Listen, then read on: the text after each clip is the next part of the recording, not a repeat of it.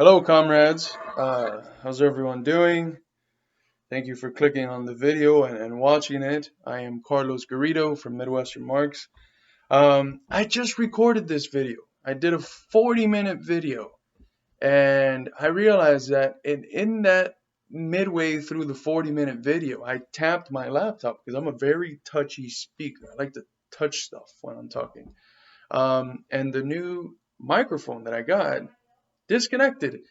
Um, so half of the video was gone. So I was faced with the question of whether continue from that half or restarting. And I think it'd probably be a good exercise to restart, and maybe we would cut down some of the time and allow you to see a shorter video with the same essential things that were being said. So what was that original video that's now dead about? Well, it was about a controversy in Marx, right? So we know Marx is someone, and Marxism overall is a theoretical perspective that is very commonly misunderstood by well-intentioned people, and it's often misconstrued by not so well-intentioned people, by people who are hostile to Marxism.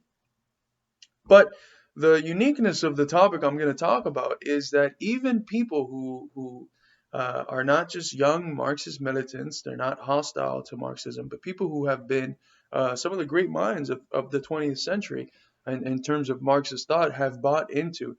Now, I want to say ahead of time that this critique, and anyone that I might mention who bought into that, or anyone that pops into your mind who bought into this, I am not saying that they're stupid. I am not saying that they're not Marxist. I'm not saying that they're wrong, but that they're partially right, and that they didn't have the full scope of Marx, because there wasn't the documents that we have now that have been published for the first time ever, at least in Spanish. They haven't been published in English, so for those of you that don't read Spanish, uh, maybe at some point they'll get published in English. So what the hell am I talking about? I've been beating around the bush for 2.5 minutes. This was supposed to be a shorter run, and I haven't gotten to the point yet. I'm talking about the unilateral theory of history, which is something that's central in thinking about how socialism comes about, right? So the unilateral theory of history first appears in the German ideology. It's a text that's written by Marx and Engels in 1846. It's a very pivotal text in the body of work of Marxism, right? When Althusser talks about an epistemic break, which I don't buy it, but when you talk about the young and the old Marx, that break is in the German ideology. That's where he discovers historical and dialectical materialism, and he begins to develop it afterwards, right? Although Engels is the one that more systematically develops it, Marx is really just using it, and Engels is the one laying out the method, right? Uh, but he lays out a unilateral theory of history, these different stages that history goes through, right? And he devises these different stages through the method of historical and dialectical materialism, right? Which it's historical materialism is based on how human relations to in production have developed, and how out of those development in the relationships of production we define the epochs, right? So there was the historians that were defining epochs by these great figures. There was the historians and the philosophers that were defining epochs by ideas, right? Marx says no. Before you can even have an idea, you need to have the material conditions in order to survive, right? In that same text, he talks about hunger being the first act ever. The first historical act is a productive act, and only after then can we start to think and do all of these things, right? This is something that's confirmed by anthropology. Again, this is confirmed by anthropology is a statement I'm going to say a few times throughout the video, but I recommend you to read the part played by labor in the development from ape to man. It's a text written by Engels. Stephen Jay Gould does a respond to it, who's a famous scientist, talking about how if scientists would have paid attention to Engels, we would have been 100 years ahead. Because now they're finding out what Engels wrote about in the 70s, I believe, late 70s. But back to the central point, right? There's this unilateral theory of history that's based on the different stages of human development, which are based on the sorts of relationships, the class relationships that are taking place in the process of production, in the process of a society producing the things that it needs to subsist, sometimes a little more, well, always a little more once it's in class society, because that's how class society comes about, right? Class society is a result of a surplus of stuff made, and who decides what to do with that surplus is what leads to the beginning of the dynamic between classes. And there's also more stuff that goes on, monogamy and all of that, but that's not the topic of today. Um, so, what is the point here? The point is that uh, there was this theory of unilateral development, of different stages through which humanity had gone through, and out of this theory, we devised the necessity of socialism, right? Socialism comes as a result of the capitalist mode of production developing forces to an extent never before seen, but in doing so, creating the modern proletariat and socializing how things are produced. It's not just people working individually, it's one factory with a bunch of people, but yet the factory is still owned by one person, right? So uh, it was seen that this capitalist development creates the conditions for socialism, and it does so by creating the modern proletariat, the historical revolutionary agent. If you're Lukács, the subject object, right? That in emancipating itself emancipates the rest of humanity. It destroys distinctions of class and creates the possibility for a classless society. Now, I wanted to talk about this topic because this is something that Marx writes in 46 in the German ideology. This is a view that he holds. I mean, we see it in the Communist Manifesto. He's thinking of socialism as something that happens that's going to happen in the industrialized nations. Because those nations are the ones that have the conditions, because of the stage they're in history, for having socialism. Uh, this is something that sticks. To this day, you have people who are hostile to Marxism that say that Marxism is wrong. Marx theorized that socialism was going to happen in the industrialized nations of Europe. It was going to happen in England and in Germany and in America. And it didn't happen that way. It happened in these other countries. And then you have Marxists themselves who would admit to saying, you know what, maybe Marx was wrong about that. And because socialism ended up taking place in what we call the third world and not the metropole, not in Europe. Um, what I'm going to do in this video is show you that no, Marx wasn't wrong. Marx was right, and we're going to show you when he was right and how he was right and how he came to be right. Right. So this all comes from a study that I did a few years ago on this precise topic. I looked at the unilateral theory of history, and it didn't really make much sense with the development of Marx's philosophical materialism. So we have on one hand a materialism that doesn't want to interpret men from the things they think of themselves, but it wants to interpret men from what they actually do. What are the real relationships that are going on?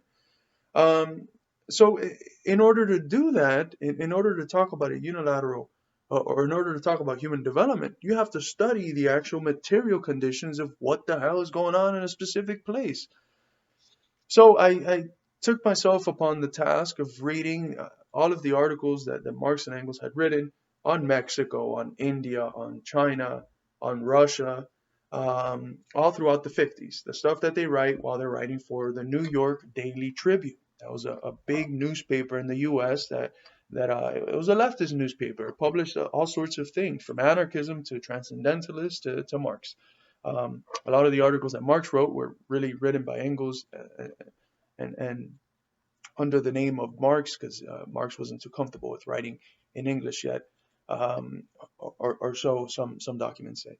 Um, so what I found was that Marx was talking about India.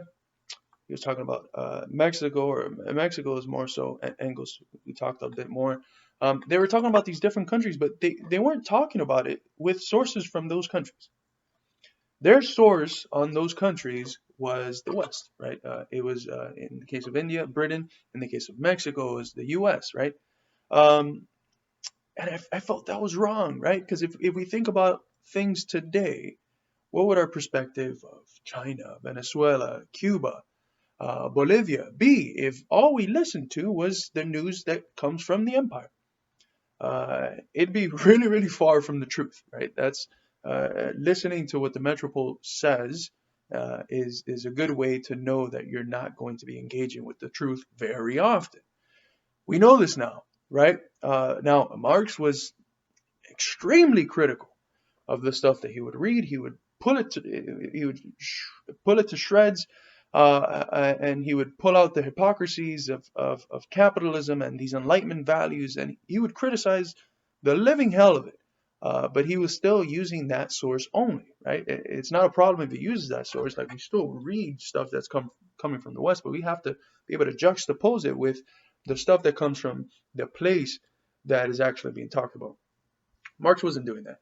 Uh, so I thought that was perhaps not correct. So in doing that, the way that these people are talking about these civilizations is by exporting concepts that are from the West onto these different places. And thus the grasp of the non-Western European world that Marx had was largely seen through, what Edward Said and stuff would call through an Orientalist lens. Um, it was seen through the lens of the West, through the lens of the master, through the lens of the colonizer. I didn't think that was correct, and I thought even more than that. I thought that was against the Marxist method, uh, uh, because the method teaches that we have to interpret things historically. We need to understand the context out of which things arise and the relationships that are taking place in those contexts. And in order to do that, we need to have a fair interpretation. We can't just listen to what the theorists from the country that's exploiting the laborers and expropriating the resources say, right? We need to have another conception. But uh, that's beyond the point. The point is that we have this unilateral theory of history that goes through primitive societies. There's one primitive society, and then you jump into slave society, and then you jump into feudal society. Then you have capitalism, and then you have socialism and communism, right? Or if you want to talk about it, how he postulates it in the Gotha program, you have the lower and the higher phase of communism. So 4, 5 different stages, right? Whatever you want to call it. This is something that is prevalent in 20th century Marxism, right? Stalin writes dialectical historical materialism in 1938, and he's giving the 5 steps, the unilateral theory of history. And what's the problem with this? Well, the problem is that in other countries that are not in the West, that have different material relations going on, you're expecting a proletariat to arise in order to then have the conditions for socialism, right? And that's not necessarily usually the case. So that affected how some of the communist parties in Latin America engaged with these different sort of semi-peasant, right, communities, right? Because they sought to proletarianize them, and that perhaps might have not been the route that the later Marx, would have taken. So I'll explain more about this later on. But even the concepts, trying to talk about them as semi-feudal or feudal, right? What we're doing is exporting concepts that are specific to investigations that happen in Europe to the rest of the world. I want to make this very clear, though. This doesn't mean the method is wrong, right? The results of the method and the method itself are two different things. There's a problem when we get the results of the method being applied in one place and abstracted to another, right? That's what Marx talks about, the metaphysical mentality, right? That just reifies things and separates it from context. That's an undialectical way of thinking. But that's not saying that the method itself is not universally applicable, right? So I want to turn to a book that I have right here, History and Class Consciousness by Lukács.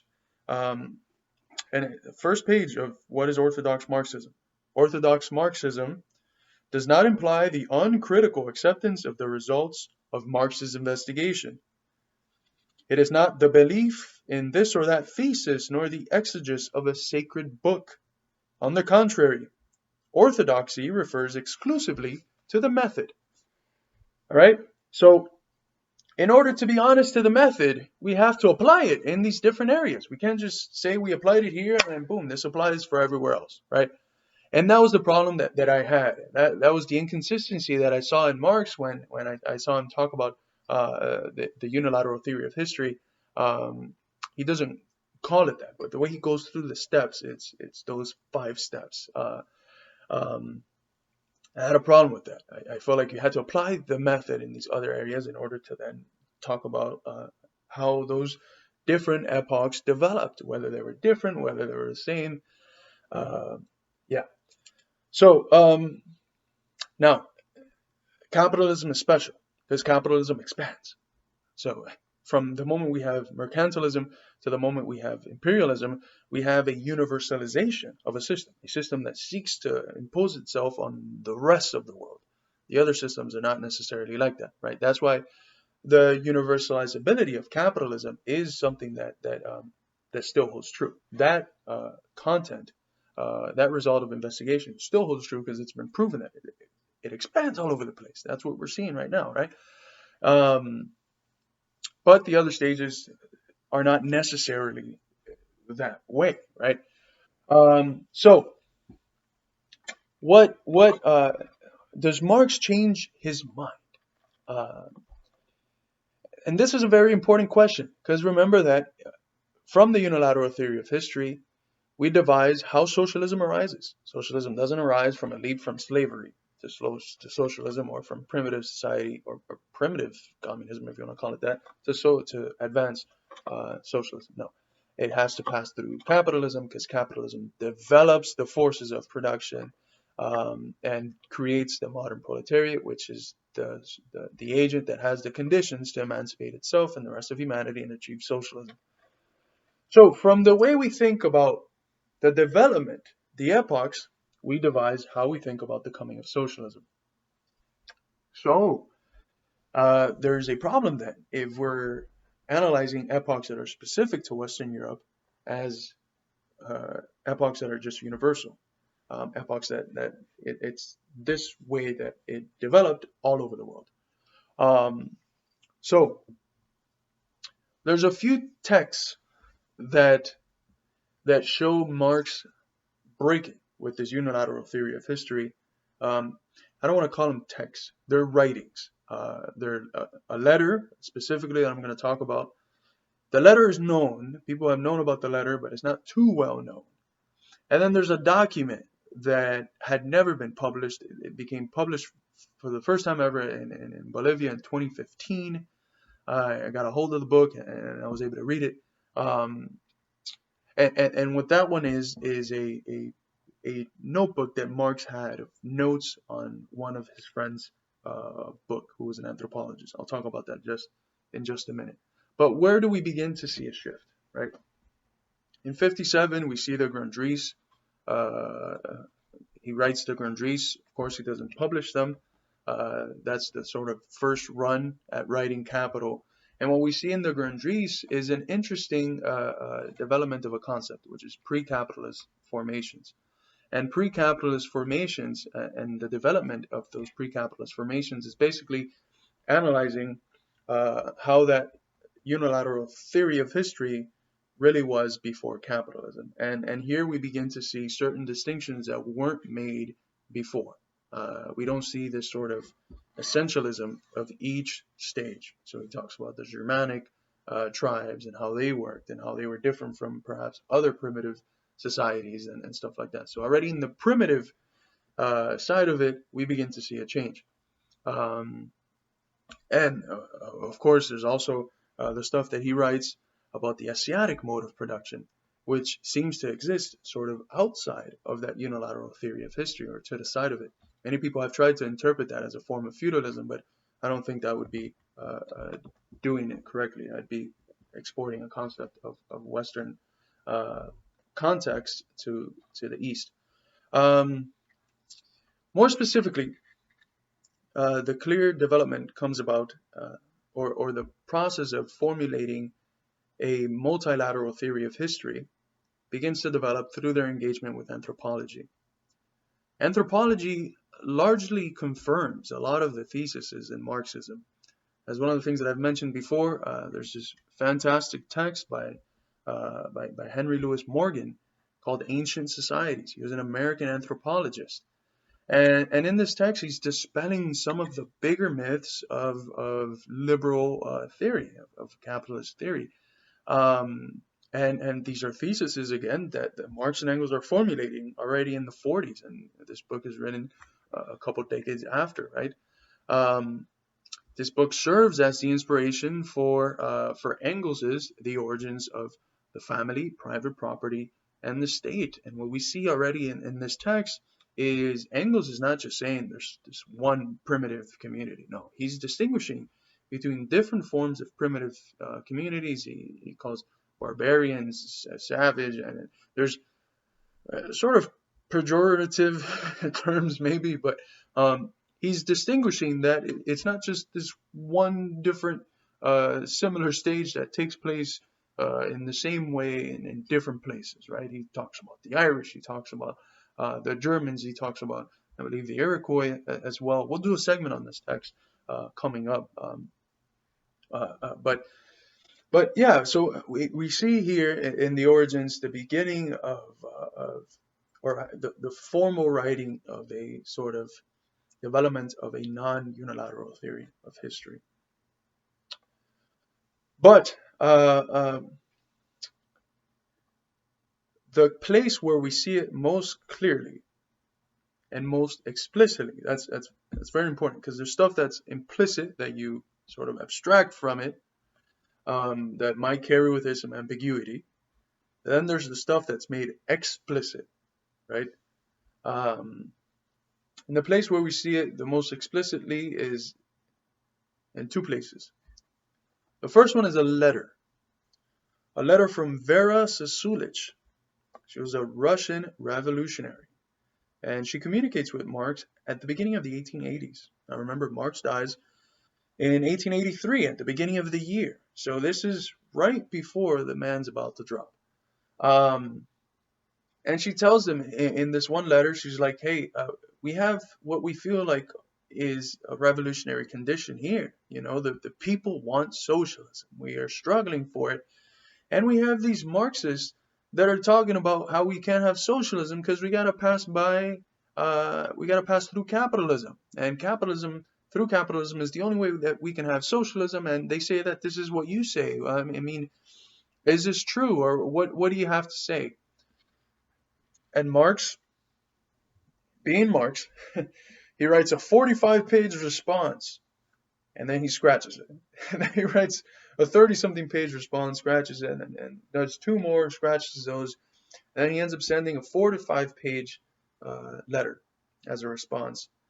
And what he says, and I'm paraphrasing here, but what he says is that the studies of the stages that I did were specific to Western Europe. And he quotes Capital. Remember that Capital is basically the only really major text that's published in his life, besides some of the political texts and the manifesto. So he quotes Capital and he says, I am specifically here talking about Western Europe. Now, what does this mean in terms of Russia? He says, from my studies of Russia, I see that you have completely different conditions to Europe. You have a peasantry community that has a collective spirit, a communistic spirit. They're not indoctrinated by the individualism that sort of was already spreading within working class circles. And thus, in your struggle against the developing form of capitalism, you can achieve socialism. You don't have to wait for capitalism to develop and for things to get to a certain stage, and then, you in your struggle from where you're at, you can develop socialism because of the conditions that are in the community. They're conditions of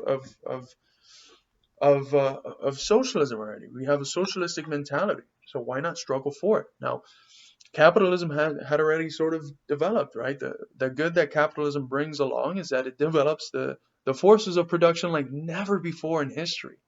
But he had already done that in Europe, right? Um, so it was just a matter of implementing those developments in these socialistic communities, right? Or at least it was seen like that.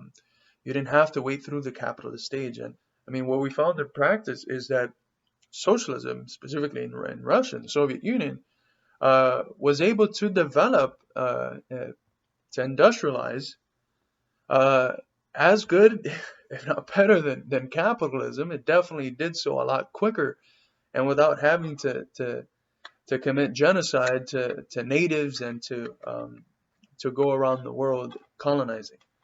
But that's beyond the point. That's another topic. So he tells her, you guys have a communistic spirited peasantry. He doesn't use those exact words. Those are words that are more closer to Maria Tegui. Therefore, in your struggle, you can achieve socialism. You don't have to pass through capitalism. That stage development was specific to my studies in Western Europe. So that's in 1881, 2 years before he dies. Around the same time, he's engaging with another anthropologist, a Russian, by the name of Kovalevsky. And Kovalevsky, I believe he was also a student of Morgan. I'm not too sure though. But Kovalevsky was a good friend of the Marx and Engels duo. He was always in the house. He was always invited for dinner. After Marx dies, Kovalevsky publishes on him, which is something that a lot of his closest friends did and relatives. So Kovalevsky was an anthropologist, amongst other things, and what Kovalevsky did was study these different communities anthropologically.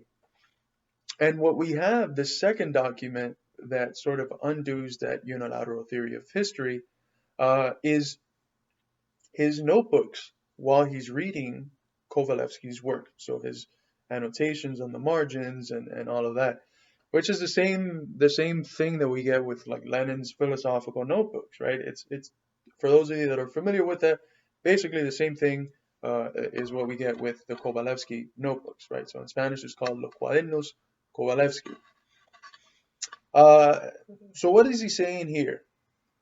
Well, he's reaffirming what he wrote in the letters to Vera Susulich and what was implicit already in his studies that transcended that unilateral 4 to 5 stage development that he had started theorizing already in 46 with the German ideology and its implications, which, as in the Communist Manifesto, we'll see that it means that you need that socialism is going to come about in the industrialized nations. So England, Germany, France, and the U.S. Now, what is he saying in these notebooks? What he's saying is very interesting, and it's quite controversial. And it is that from the spirit of the community, in these different studies that Kovalevsky is doing, he's saying that they already have the communistic spirit, and that in their interaction with the expansive nature of capital, if they are victorious, they will achieve socialism. They don't have to wait for capitalism to implement itself and to fully develop, and then, if they beat capitalism right when they encounter it, right when it expands into their area, they can achieve socialism because the community, the socialistic spirit is already there. All that's needed is the material development that capitalism was able to create thanks to exploitation and expropriation. But once they interact with that, they should be good. Now this is shattering to a lot of dogmas that the only way to have a revolution is through the revolutionary agent, and the only revolutionary agent is the proletariat, right? Now this might hold true for industrialized countries. This might hold true for Europe, who had a very specific development. Part of our project is a return to the working class as the revolutionary agent, but that's because we're in the U.S. We don't have the indigenous communities to the same scale that other countries do. We don't have a genuine concept of el pueblo. Or we don't have the communes that China had. We don't have the peasantry that Russia had and that China had. So we have completely different conditions. So in our conditions and in the conditions of Europe, those theses that he formulated from Europe still hold true, right? But what he saw is that in other places with different developments, different sets of relationships, the proletariat doesn't have to be the revolutionary agent. You don't have to wait for this communistic spirited community to proletarianize, develop individualistic values, and then wait for them to achieve class consciousness to then have a revolution. That they can achieve their own revolution, and perhaps even before proletarian revolutions happen, because proletarian revolutions, in order to happen, they require an ideological transformation. They require class consciousness, which is not just consciousness that we're all workers, right? It's a very specific form of consciousness that we're workers and we're historical agents. We're agents of history, emancipating not just ourselves but emancipating humanity.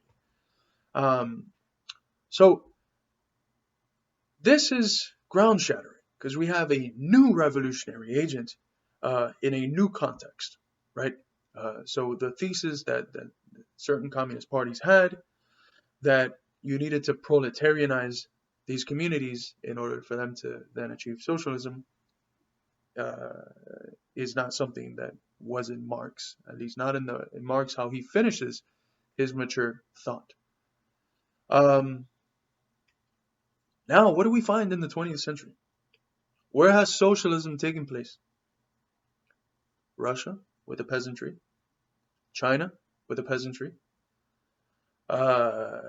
Cuba with not a peasantry, but it was a semi-peasantry. It was this concept of un pueblo, right? It wasn't just the working class. It was farmers and a campesinado. That's the word in Spanish. So what we have found is that socialism has taken place in these third world countries, and the agents that have been at the heart of the revolution has not just been the working class. The working class has obviously taken a role in it, but the revolutionary agent wasn't just the working class. A lot of times the key pivotal class was some other class, some more feudalistic, if you wish to call it, class. So this is dogma shattering information. This is something that two very important people from Latin America arrive at without having read that latter Marx. One of them is Mariátegui. It's a famous Peruvian theorist, communist, the founder of the Communist Party in Peru, and perhaps the biggest Marxist theorist in Latin American 20th century. The other one is Che Guevara, who developed the same theory that socialism is going to come about through the third world, and when the third world doesn't let the metropole continue to expropriate resources from them, it's going to create the conditions so that the center, the empire, the metropole, whatever you want to call it, can have its own development towards socialism. So instead of being from the west out, it goes from the third world in, and the empire collapses. And I mean, we're looking at a world right now where power is shifting east, specifically east to a country that's headed by a communist party that a few years ago or a few decades ago would have been considered a third world country, and that we're very near seeing it as the most developed nation on the planet, on the history of the planet too. So perhaps this thesis, it ends up being correct. We don't know, right? We don't want to talk about the future that much because we'll interpret it as it comes, right? We don't want to speculate. But if we speculate, it has to be based on how things look now. And those are how things look now. So Marx wasn't wrong. Maybe the early Marx was, but as all human beings, we develop and we change our perspective, and It's how we end that usually matters, right? And how we end was a Marx that understood the world in a much more complex way, in a way that was more honest to the method that he devised, the method that allowed for the discovery of the laws of human history, um, and and he ends up with a complex theory of how we're going to arrive at socialism, a multilateral theory that sees that different areas had different forms of primitive communities, and out of those different forms of primitive communities, different stages arise. Those different stages took different lengths in order to develop, and that they didn't necessarily have to pass through a stage another part of the world passed through in order to achieve the common end of a classless society. Um, yes, I hope you enjoyed this material. This was a research project that I had done about a year ago, and that I took itself almost a year doing. Um, but yes, if you made it this long, I wanted to thank you for sticking along. If you want to support our project, last month we averaged out 100,000 monthly readers, which is it's pretty insane. But we want to thank you for the support that you've been showing us. And you can always support us by sharing our material, liking the video, sharing it, subscribing to our channel. And if you want to help us financially, you can sign up for our Patreon. Um, there's a $3 scale and a $10 scale. So however much you feel like you can, that would be helpful as well, because we do have a print project, and that's some exciting stuff that's coming up next month. Next month, we will be releasing our Journal of American Socialist Studies, where we're analyzing the history of socialist America through different ways. We're analyzing anti-imperialist struggles, and we're analyzing this history of America that's not told, right? On the surface, America presents itself as the beacon of democracy. The first step in every process of radicalization is realizing that that's bullshit. That behind that is a murderous empire. But there's an even further step, which is the one that sees that behind that murderous empire is history, a long history of Americans who have fought against it. And that's the history we're trying to bring back to light. Because as good Marxist materialists, we realize that socialism is not this abstract thing, that if socialism were to happen in the US, or when it happens in the US, it's going to be socialism with American characteristics. It's going to be specific to our context, to our history, to our culture.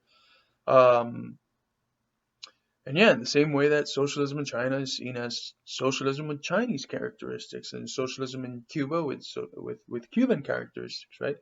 There's no abstract form of socialism. So that's our project. I think it's an unprecedented project. I haven't seen anyone do that before. At least no one's doing it now. So it's something very special, and there's a lot of stuff that I'm pretty sure that no one or not many people have seen that we're writing about. So that's going to come out in March. So be on the lookout for more news for when that comes out. And beyond that, we also have exciting news that's going to be coming after the publication of the journal. So if you want to help us financially through our printing jobs and to help our graphic designers once we have everything printed and stuff, the Patreon really does help. Um, so yeah, if you stuck to the end, thank you for watching this video. Like I said, I I basically did this video twice. This is the second time of me going over it. The first time I touched the mic and it ended up messing up, and the audio was completely off. There was no audio, so uh, I got pretty mad when I was looking back at the video and I saw that happen. But that's life. I hope that this one was good enough though, and that I was able to maybe teach something that or help you think through stuff. And if you disagree with it, and if you think that there's material that goes against me, please show me. As a Marxist, I'm not dogmatic. If you think that stuff goes against the thesis and my reading of Marx, I'm open to talk about it. So, yes, thank you for watching, and we'll see you next time.